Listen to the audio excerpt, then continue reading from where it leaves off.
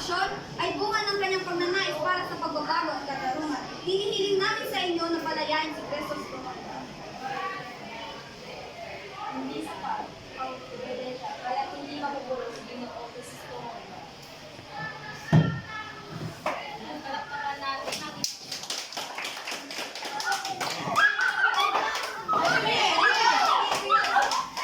Konstitusyon, abogado ng nagsagdal, Lucia Sarmento, Depensa, Rica May Aquino, Doña Victorina, Gibong May Mondares, Kapitan Tiago, Mark James Valide, Don Tiborcio, Chris Daniel de Guzman, Hukom, Sia Diaz, Crisostomo Ibarra, John Russell Alna, mga tagapanood, Jamila Vlog at Natalie Castro.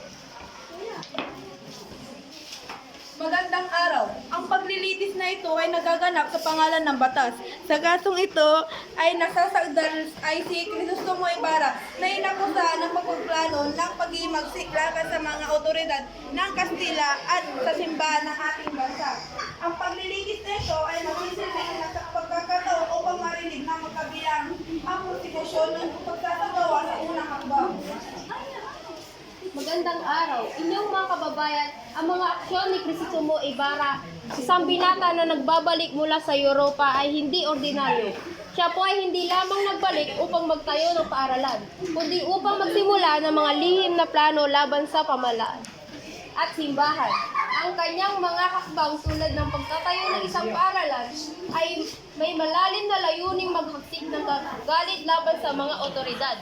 May mga pahayag at dokumento na nagpapatunay na ng kanyang koneksyon sa mga taong may layunin na magpasigo ng kaguluhan. Opo, ang aking kliyente ay isang kabataang nagnanais lamang ng pagbabago sa makatarungan at tamang paraan.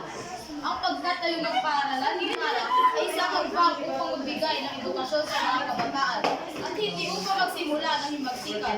Hindi siya nagkaroon ng anumang layunin na magasik ng galit o kaguluhan. Sa halip, siya po ay nagbalik upang tulungan ang kanyang bayan upang maiwasan ang patuloy na kamangmangan at pangapi ng mga Kastila.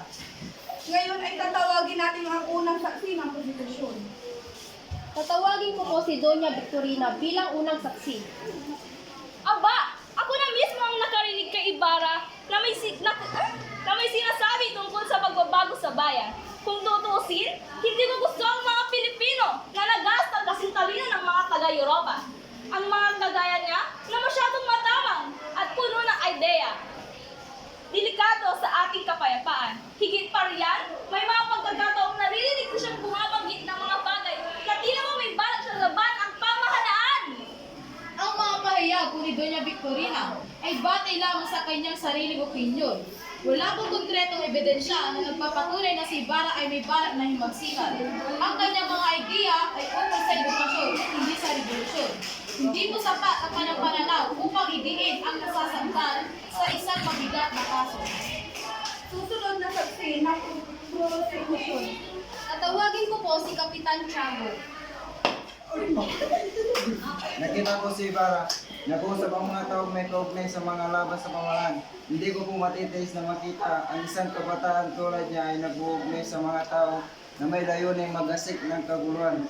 Siya po ay may koneksyon sa mga taong nais baguhin ang kasalukuyan sistema. Sakit sa kanyang bayan. Oo, siya ay may mabuting puso at tunay na nagmamalasakit sa bayan. Paano mo ito mapapatunay? Siya ay may mabuting puso at tunay na nagmamalasakit para sa kanyang bayan. Maria Clara, sa iyong palagay, ano ang magiging epekto kung si Ibarra ay maparusahan? Kung siya ay maparusahan, ang mga tao ay mawawalan ng pag-asa. Ang kanyang mga ideya at pangarap para sa bayan ay mawawala. Salamat, Maria Clara. Maaari ka nang umupo. Ngayon, nais naming tawagin si Elias bilang saksi. Saksi, ipahayag ang iyong pangalan at ang iyong relasyon sa akusado. Ako si Elias, pagtanggol at kaibigan ni Crisostomo Ibarra. Elias, ano ang iyong masasabi tungkol sa layunin ni Ibarra? Si Ibarra ay naglalalim makamit ang edukasyon para sa mga kabataan na ipaglaban ang mga karapatan ng mga tao. Ang kanyang mga layunin ay nakabati sa pagmamahal sa kanyang bayan. At sa iyong palagay, siya ba ay may masamang intensyon? Hindi, ang kanyang mga aksyon ay nagmula sa pagnanais na makamit ang pagbabago. Hindi upang